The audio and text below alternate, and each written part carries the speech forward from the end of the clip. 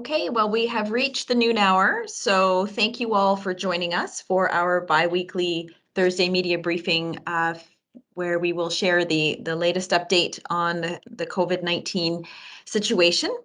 It's my pleasure to welcome you all here. My name is Brittany Cadence. I'm the Communications Manager.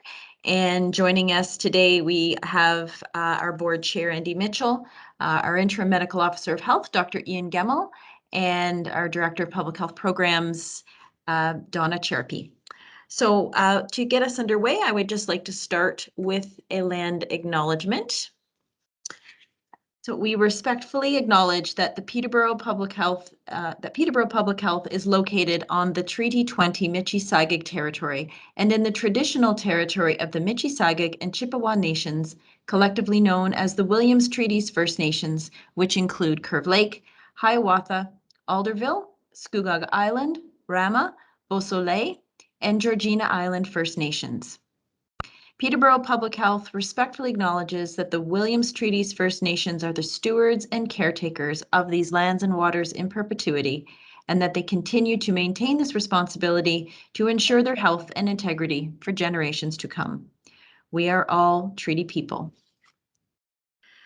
Okay, so now I'd like to invite our board chair, Andy Mitchell, to start us off with some opening remarks. Please go ahead, Andy. Thanks, Brittany. Our efforts to control COVID-19 continues on two fronts. First is to increase the number of people who are being vaccinated, and second is to ensure that people continue to practice appropriate public health measures. Together, these strategies continue to be effective. In isolation, neither are as effective as when done together. The take-up of vaccine continues to increase, and to everybody who stepped up, thank you. The reality, however, is we remain short of our goals, with lower rates in more rural areas, and the Delta variant continues to circulate in our community. A number of important measures have been introduced to encourage vaccinations, and they are having an impact. Many companies and organizations have introduced vaccination policies that mandate vaccines for their employees. The provincial government has mandated vaccines in several workplaces and are requiring proof of vaccines in order to access many settings. Most recently, the federal government has mandated vaccine for its employees and made it a condition to travel by air, rail, or ship. Proof of vaccination requirements have placed a burden on everyone. And I want to take a moment to thank all the businesses who have stepped up and ensured their customers are adhering to the proof of vaccination requirement. Although most people are eager to comply, a few have not been and have inappropriately expressed their anger at employees who are simply doing their jobs. If this is you, please stop doing it. It is not helpful and it is harmful to others. As important as vaccines are, it is also important to continue to practice important public health measures. As we celebrate Thanksgiving, it will be important to remember to wear a mask where required, to respect capacity limits, to adhere to gathering sizes, to practice good hand hygiene, and if you are sick, don't visit, stay home, and get tested. This has been a very long, a longer battle than we could have imagined. We are all exhausted with diminished patience and resiliency. But despite it all, we have made good progress and have the tools to end this pandemic. As we give thanks this weekend, know that with goodwill, kindness, and compassion, we will see a return to normalcy and we will defeat COVID-19. Everyone, stay safe, be well, and in all things, be kind. Thank you. Thank you so much, Andy. All right, to move us through then the latest statistics, I'll invite our Director of Public Health Programs and the Incident Commander for our COVID response, Donna Cherpe. Go ahead. Thank you, Brittany. Good afternoon, everyone. Just to give you some data that is current as of yesterday at 4 p.m. We are currently following up 31 active cases and 252 close contacts. These active case numbers have been quite consistent in the 20 to 30 range since the beginning of September. And the number of associated high-risk contacts is lower than it was 2 weeks ago, but remains high, as many are contacts of cases associated with school cohorts. The Delta variant continues to be the dominant strain that we're seeing locally. Next slide, please. So on this graph, you can see that over the past 3 weeks, the number of cases reported remains relatively constant. We generally receive at least 1 new case a day and sometimes 5 to 6. And this week, the tracking is similar to previous. Next slide, please. For the first time since mid-July at a media briefing, we are reporting a few active outbreaks in the community. Although on the tracker it says 2, actually the current number is 3, as today we declared a new school outbreak at St. Paul's Catholic Elementary School in Lakefield this morning. And there are 3 cases associated with that outbreak so far, and this means that there are 15 local cases connected to the active outbreak and not 12. The investigation continues, so this number may change and will be reflected on our tracker. The spread of cases in local elementary schools reflects how important it is for everyone who is eligible to become vaccinated and to follow all public health measures so we can protect our children. Several vaccination clinics are confirmed at schools, both in the city and the county, and there is actually one currently being planned for Havelock. There's also one outbreak in a local workplace, but it remains under control and we expect it to be declared over tomorrow. Next slide, please. So this map shows you Peterborough's weekly case incident rate as it compares to the rest of the province. And if you start on the right of the slide, you can see the weekly case incident rates.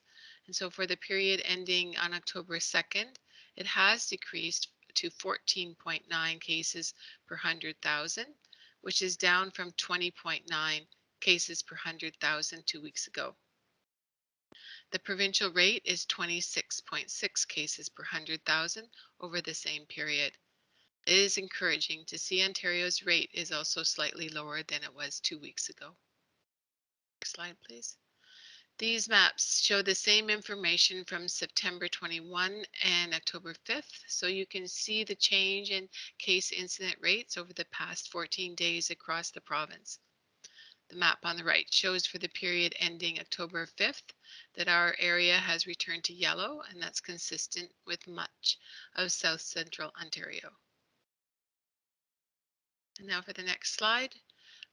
This is the data from our wastewater surveillance over the past 2 weeks, and it continues to be very encouraging. The red bar represents Peterborough's wastewater treatment plant and the blue Millbrook's wastewater testing results, and both indicate very low levels of virus being detected. Next slide, please. On this slide, we are showing the current vaccination data as of the end of yesterday's clinics, and starting with our youth rates on the left-hand side of the slide, you can see that 84% of those aged 12 to 17 have received their first dose, and 74% of youth have received both doses. And these are both fairly large jumps of 3% and 5% respectively from the rates reported 2 weeks ago. We just really like to thank all of the youth who have stepped up to get the vaccine and role modeling this for younger children who we hope will become eligible soon. The right-hand chart shows the proportion of eligible residents, that is residents 12 years of age and over, who have received the vaccine. And as you can see, the rates have inched up 2%, or those double vaccinated, from 78.7% 2 weeks ago to 80.8% now. And it will be good to see all those with their first dose get their second dose to bump those numbers up even higher. And thank you. That's the end of my remarks. Thank you. Thank you so much, Donna. Okay, now we will hand it over to Dr. Gemmell. Dr. Ian Gemmell is our Interim Medical Officer of Health, and I believe you've got a few remarks to share with us. So thank you, and I will spotlight you here on the screen. Okay. Well, thanks very much, Brittany. Thanks also to Donna and Mayor Mitchell for the comments you made. And hi, everybody. Nice to see you all again. We're heading into Thanksgiving, and I thought this would be a good time to just take stock of where we are at this point in the pandemic and to provide some advice to help our residents to keep as safe as they possibly can during this time. And truly, our actions matter now more than ever. When you look at what's happening in some other parts of Canada, like Alberta, where they, I think, moved too early, and Lake New Brunswick, where I think they're just being surprised. We can never let our guard down with this pandemic until we are sure that it's okay. Now, we know more about the Delta variant now than we did even a few months ago, and there is emerging evidence that it's more likely than the previous variants and the first virus to cause some breakthrough infections. And they don't happen often, but when they do happen, they are just as infectious as the cases that were never vaccinated. Now, it doesn't mean, and I want to stress this, it doesn't mean that the vaccine is ineffective. The vaccine we know is 95% effective, but 95, while excellent for a vaccine, is not 100%. And that means that still 5% of our population that is immunized still does remain susceptible. We don't know who these people are, but we do know that that adds to the susceptible pool. We need high coverage, therefore, to end this pandemic, and it's our way out. This is our ticket out. And we also need the vaccine to end the threat of more lockdowns. None of us want that. The vaccine and the other measures that are in place are what's going to prevent that from happening. So just to understand, I rounded it up to 81% of our population has had 2 doses. That 81% of people who are immunized is of the 87% of the population that is eligible, because the kids aren't yet. So if you do the math, 81% times 87%, that means that right now we've got 70% coverage. And we know for this virus, that's pretty good, but we're going to need to have it higher to make this work. Until we can get vaccine for children and convince some of those people who are hesitant, we can't let our guard down, because high coverage is crucial. Now, we know that the other thing is we know that unvaccinated people are 7 times more likely to be infected with coronavirus, 25 times more likely to be hospitalized because of it, and 60 times more likely to wind up from the ICU. And this is data, I believe, from our science table in Ontario.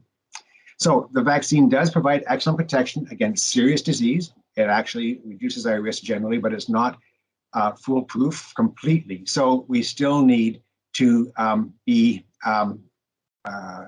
vigilant about the use of the public health measures. And as Mayor Mitchell pointed out, the vaccine is not the sole weapon. It's our primary weapon.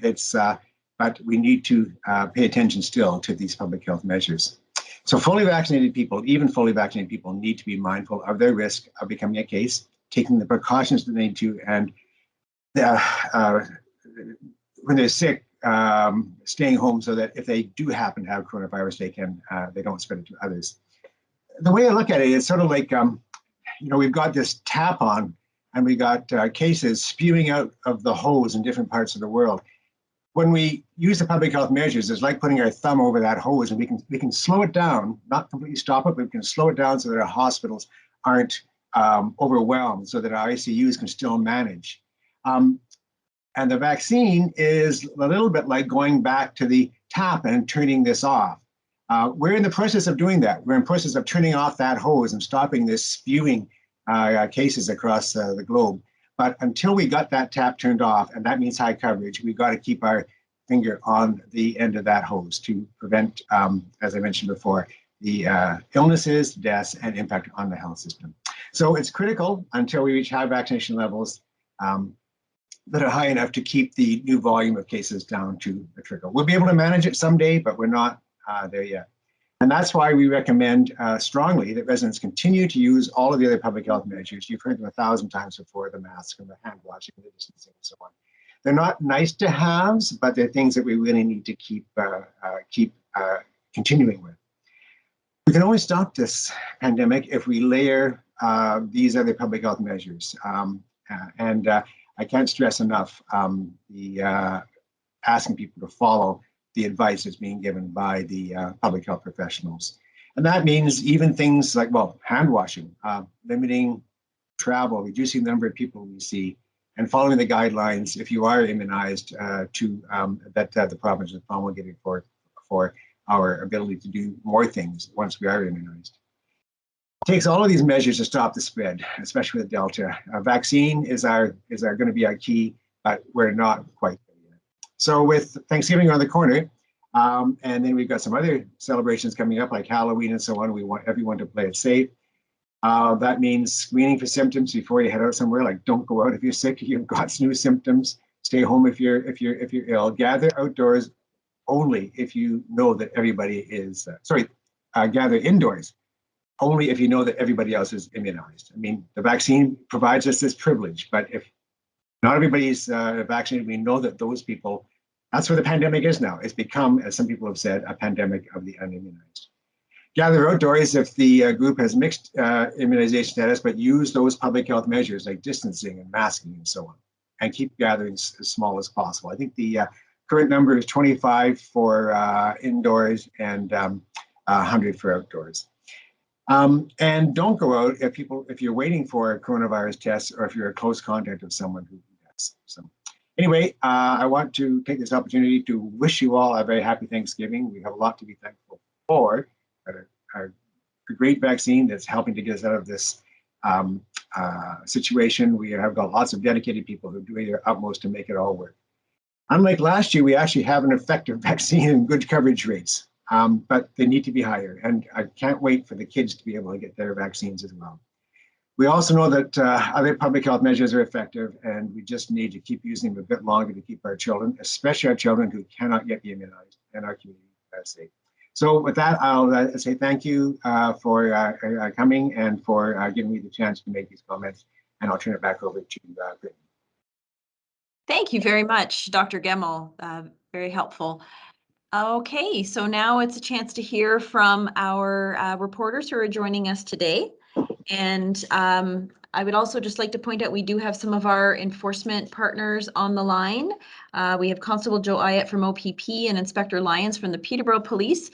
Plus, we're very fortunate to have Julie Ingram, our Manager of Environmental Health, who also heads up our inspection and enforcement side of our public health work as well, here to answer some questions. So with that, let's start with Bill Hodgins from Peterborough This Week. If you've got some questions, please go ahead, Bill. I've got a question, I guess, for Dr. Gemmell, and I'm sorry I couldn't see the slides when they were going through. I was just getting a picture of who was speaking. But earlier I was looking at a slide of the age groups of people who have been vaccinated, and you talked about reaching the hesitant. And I noticed I believe it was a group in the 20s was kind of low. Earlier this year, there was some talk that it was harder to get those people because they were working and stuff like that. Is that still an issue? Is that why that age group is not getting as many vaccinations as, I guess, other age groups? And sorry, is it Bill? Is that your? Yeah, sorry. Yeah, Bill. Yeah, so thanks for the question, Bill. Before the vaccine program began, we actually knew that there at some point was going to be hesitancy. Interesting thing is with vaccines, people either want it right now or they don't want it at all. Or some people have questions. Some people it's inconvenient. Some people are firmly against it. Other people need more information. So we're looking at quite a heterogeneous group out there. The people who just want the vaccine, we've got them. They've all had their opportunity to do that now. So I think this requires a bit of strategizing, not just locally. It requires strategizing across the province of Ontario. And I know that they're looking at this program called the Last Mile, how we get to the last 20% of the eligible people, Bill. And there are a number of different ways of doing this. So one way is to provide information, and that's been ongoing, so that people who have questions or who don't believe the vaccine is too new, we don't know enough about it, and all these kind of issues that you hear about. I will say that I don't really, I think that we can reassure people, because I think what people don't understand is while the vaccine, yes, it was new, and while, yes, the process for approving it was done in a new process that speeded it up, it didn't compromise safety, and it didn't compromise our understanding of the effectiveness. So I think that we can answer those questions. But then there's the people who are just as not convenient. So we are trying to accommodate that through making it testing from time to time available with pop-up clinics in areas that where maybe the accessibility is less or people don't have transportation and so on. So we might do that, say, for some of the school outbreaks where we would take the vaccine possibly to the community. We've also got situations where people it's other things are more important, and this is like not high on their list. But the province actually has taken measures here through the vaccine certification program. I'm going to call it certification and that rather than passport, because I think passport just gives it a wee bit too much, how should we say, international status. This is something that just helps everybody understand that when you go out to, let's say, a restaurant or a bar or something, that everybody in that place is as safe as we can possibly make them at this time. It's really about safety and reassurance. So I understand that not only in Ontario, but other provinces, when the vaccine certification was announced, all of a sudden there's this huge increase in the demand for the vaccine. So that it's basically, some people just need that little nudge to get it in place. The vaccine will always be available, and for those people who don't want it, that is their decision. When we say the word mandatory, it doesn't mean you have to have it. It means you have to have it if you want to be able to have be able to do certain things, like say go up to a restaurant. So those people will have a different, by choice, will have a different kind of lifestyle approach. They won't be able to go out to places that vaccinated people will. But I do hope that with all of these measures, education, incentives, and a desire to be able to do various things, we're going to continue to get the vaccine coverage up. One thing that is really good is that my understanding is that Pfizer has now submitted its data on the vaccine, and it's a different formulation, so it's a little different than for the adolescents and adults. It's been submitted to Health Canada, and they will be reviewing it in due course. I'm hoping we're talking weeks, not months for this, and that we'll be ready whenever the vaccine is available to be able to start giving the kids the same protection that the rest of us have right now. Thanks for the question, Bill.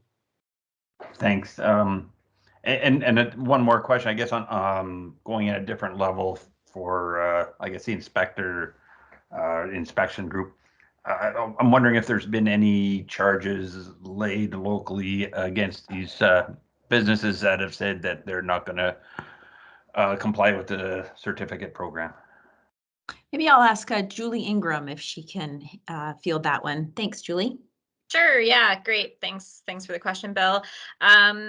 No, we've been fortunate that we haven't had to lay charges yet, and I say fortunate because I want to remind everyone that that's not the goal, right? We definitely want to go through education and get that voluntary compliance from businesses. I'll say that businesses are trying really, really hard, and to echo one of Mayor Mitchell's statements there, if you're upset with the proof of vaccine requirements, don't take it out on businesses. They're trying. So to answer the question at hand, no, we haven't had to charge any businesses as of yet.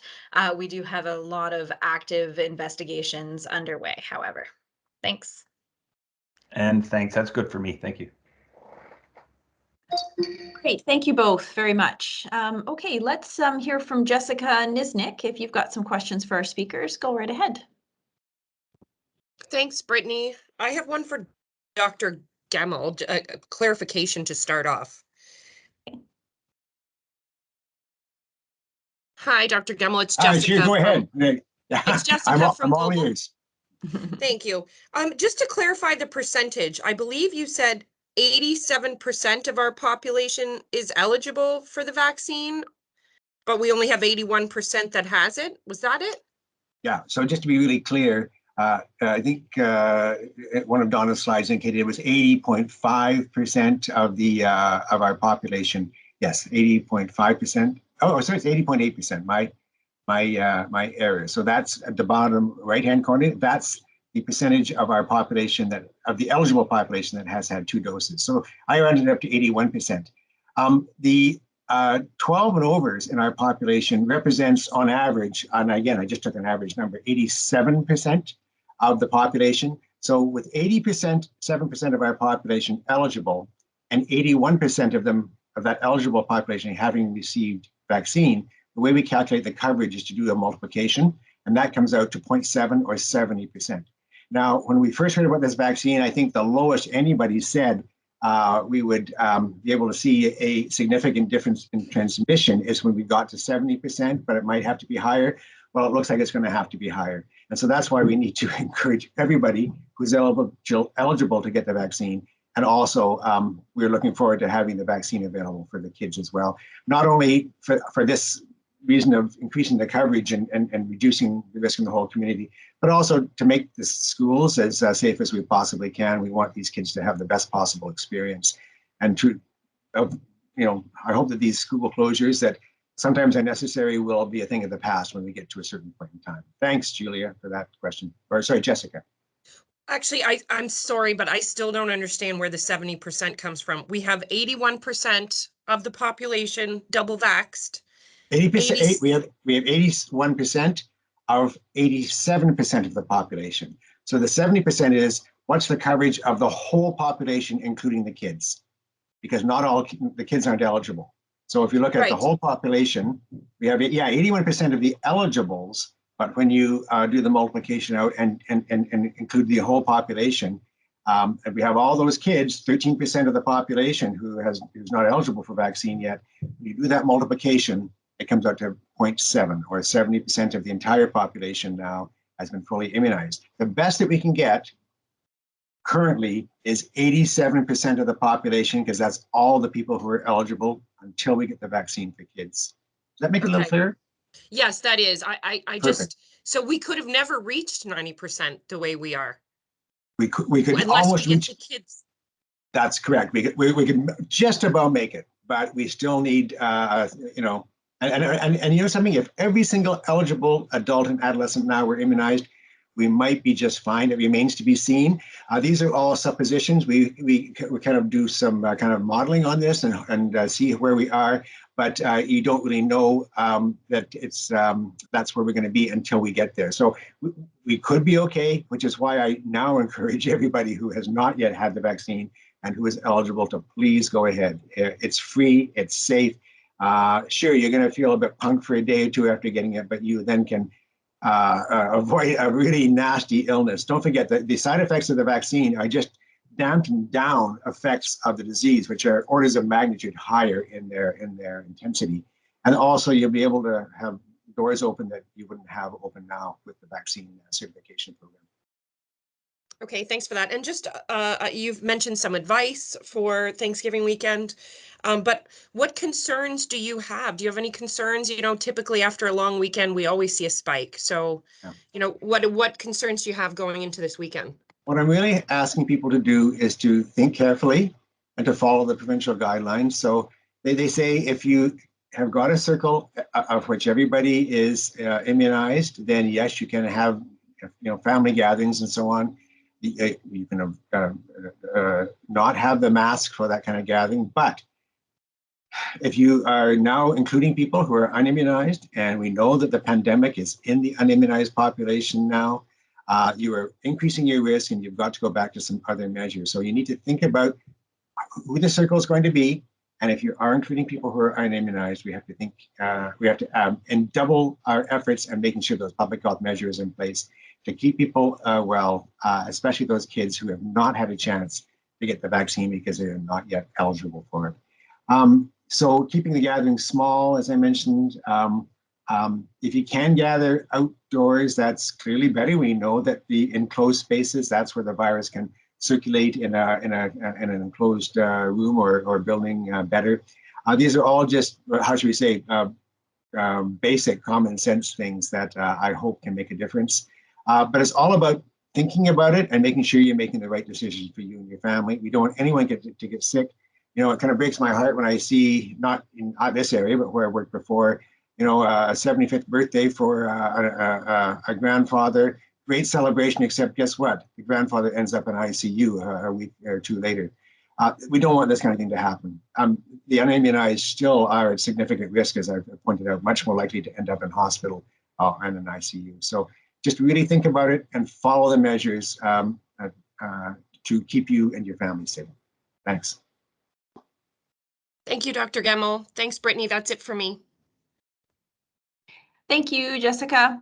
Okay, Matt Latour, I think you have some questions for us today, so go right ahead.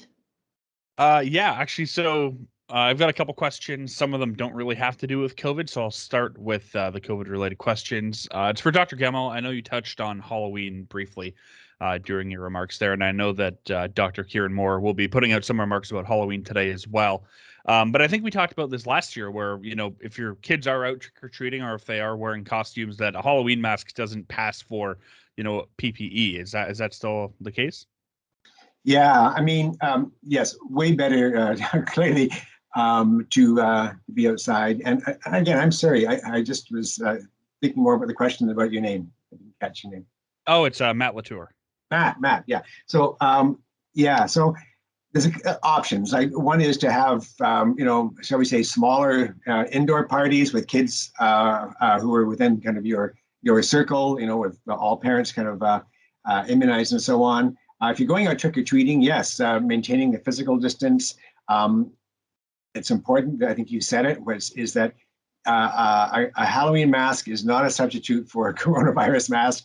So we would suggest that the kids wear their regular mask under their Halloween face covering and so on. Not to crowd around the doors. It's lovely when we can ask kids to sing for their candy, but let's not do it this year. Maybe next year we'll be able to do that. Keeping the interactions brief and just kind of giving people the best kind of good wishes that you can, along with the treats that are given out, to provide only treats that are prepackaged and perhaps even to put them in the bowl. Maybe people even want to wash their hands frequently while giving these treats out. I don't think that things are hugely responsible for the transmission of coronavirus, but I think the packaging will perhaps help to reduce the any kind of remote possibility that this is an issue. Did I mention hand sanitizers? That maybe that's cleaning your hands and so on. So those are some of the kind of things, Matt, that people can think about. We don't want the kids not to have the fun of Halloween. I know my grandchildren are already very excited about what they're going to be. And it's still more than 2 weeks away or whatever. So let's have fun, but be as safe as possible.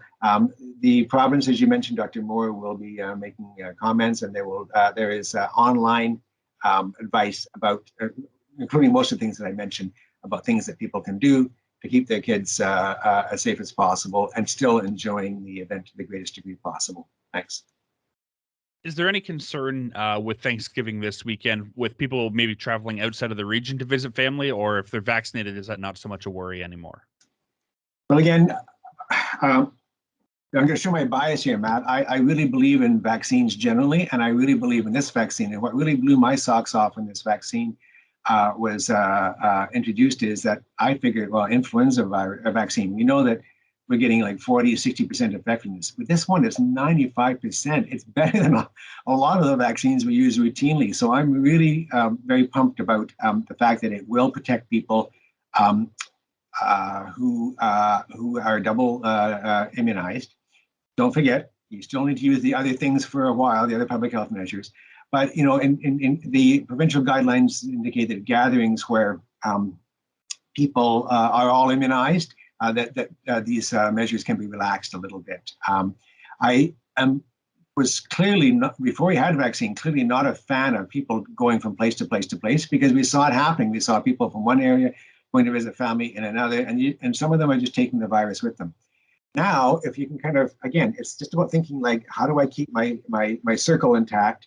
If a family from, say, Peterborough is coming to Kingston to see who's fully immunized and going to see another family who's fully immunized, I don't see any harm in that.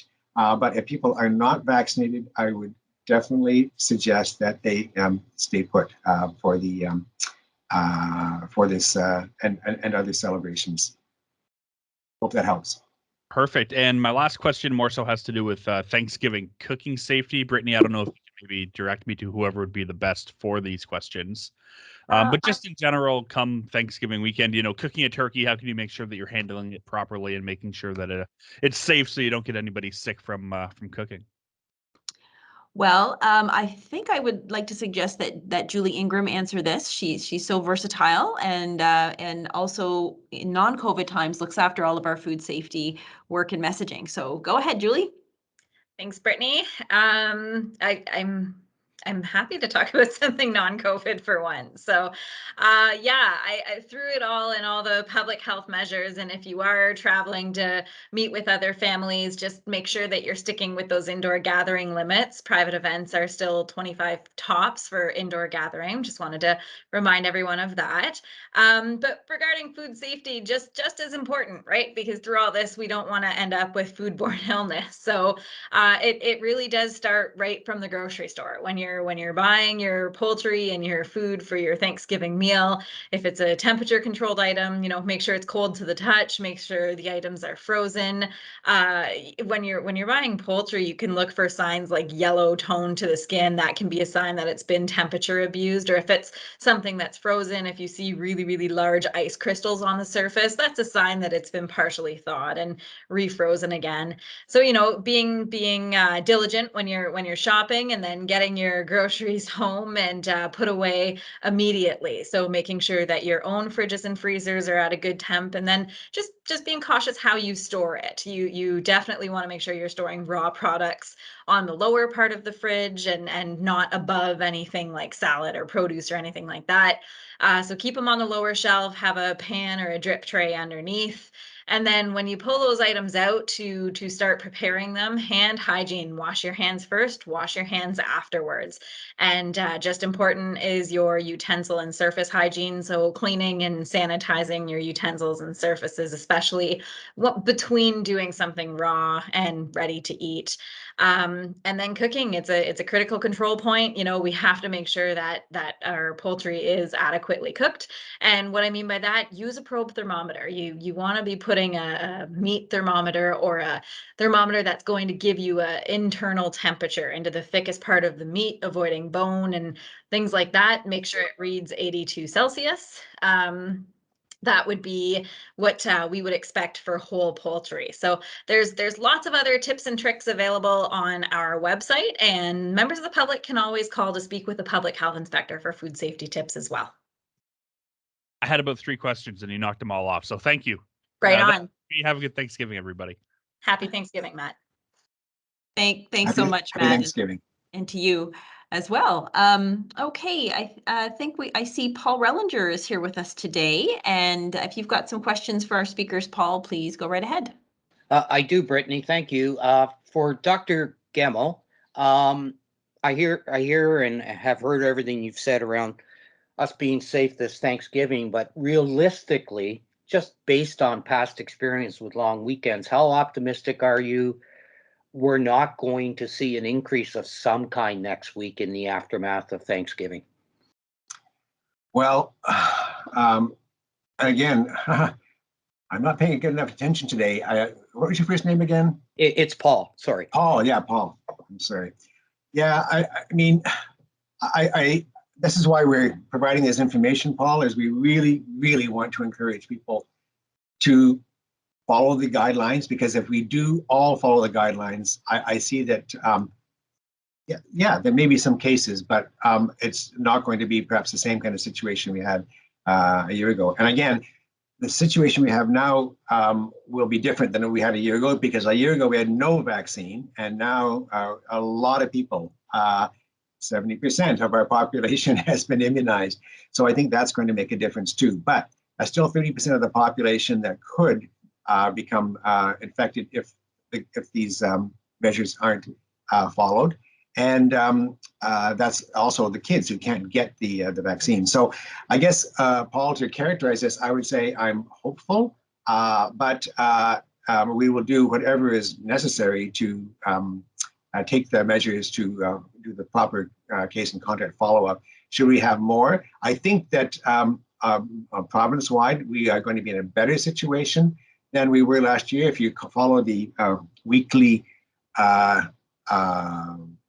incidence reports that come from the province of Ontario, we're actually in Ontario doing remarkably well. I haven't seen today's number, but I think yesterday was 500. So we got the finger on the end of the hose, and some of the cases are trickling out at the moment. So I think all things considered, with the vaccine in place, and I'm hoping that people will do what's required to protect their loved ones, their children, their older family members, and themselves, that will be in a better situation.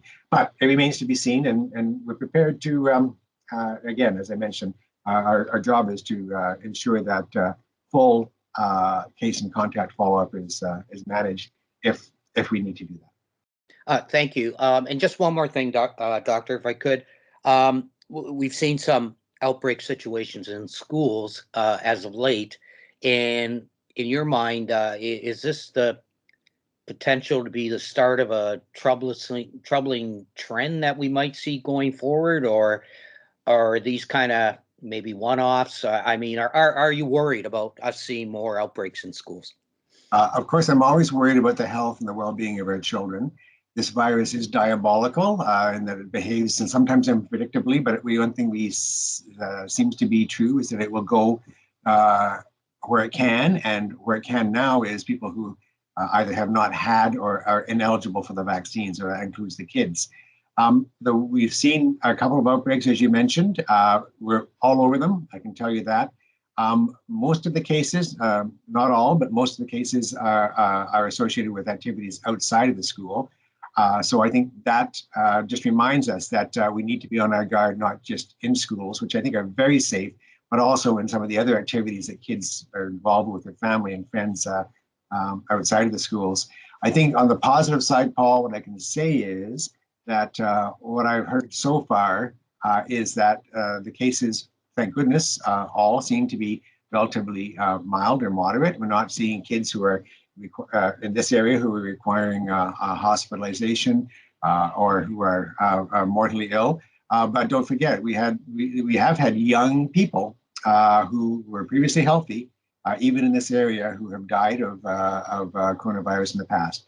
So the faster that we can get the vaccine approved, and the faster that we can get it into arms to protect these kids too, it'll have a couple of benefits. It'll keep the schools safer. It'll keep the children, give children the protection that you and I have. But it also will, I hope, get us, well, I'm not hope, I'm confident it'll get us to a level of coverage in the population where this virus just can't go anywhere anymore. That's what we need to get at. We need to turn off that tap, stop the trickling from the hose. Thanks. Thank you so much, Dr. Gemmell, for those answers. I appreciate it. And I had one more question, if I could, for Julie Ingram. And if Julie's still on the call. Hey there, I'm here. There you are. Okay. I hear what you're saying about education and how that's kind of been the route to go for the health unit initially, at least with those who aren't asking for vaccines at the door of their business or their restaurant or whatever. I just want to get a sense from you, Julie, is what's the threshold? I mean, education's great, but how many times do you have to go, or will you go to a particular business to say, hey, these are the rules, smarten up, and before you, like, what's the cutoff? Yeah, Paul, great question. And we do have a process for that. So our general process is if it's a very new premises that we're hearing about that there's reports of non-compliance, we may start with a phone call.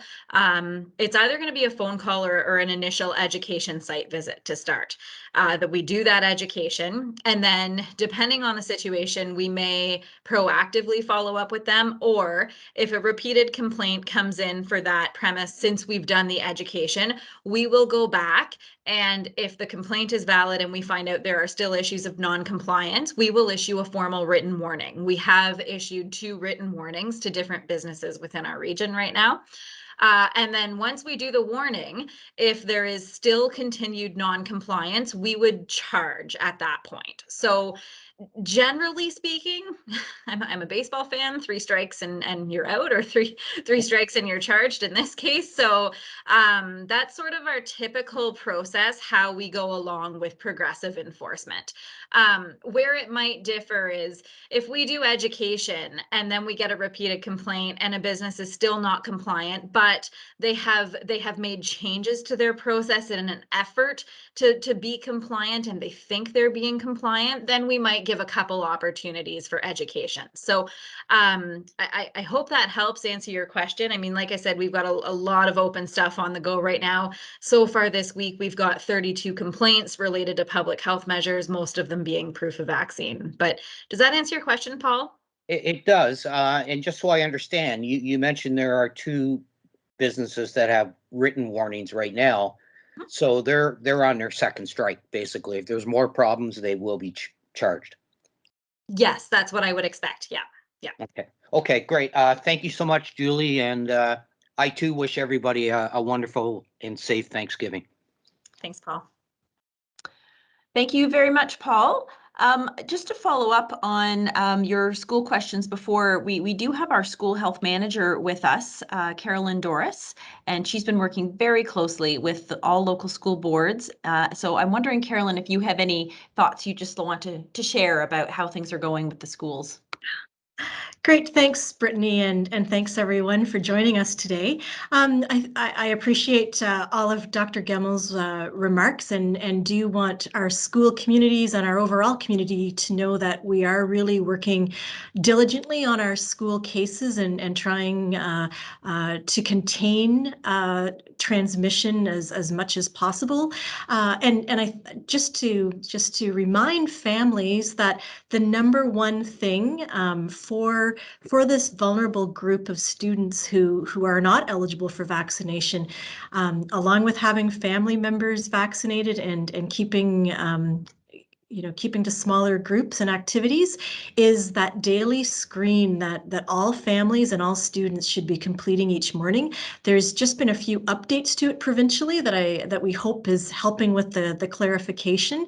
And part of that is, if you have any of those COVID symptoms, please do follow the directions and get tested. And even if your child is ill, or you as a staff member are ill with other symptoms, so you might pass the screen for COVID symptoms, but you're sick, please stay home until you're feeling better. That's the number one thing that we need. Thanks. Wonderful. Thank you very, very much, Carolyn. Okay, well, I think that brings us to an end, unless there are any other questions. So with that, thank you all for joining us today, and I do wish you a safe and happy Thanksgiving. As we go along, we will share the video of today's media briefing on our YouTube channel. So look for that later this afternoon if you need to go back and check anything. Okay, thanks all, and take good care. Bye-bye. Happy Thanksgiving, everybody. Brittany, Thank you. Happy Thanksgiving. Thanks, Thank you. Bye-bye.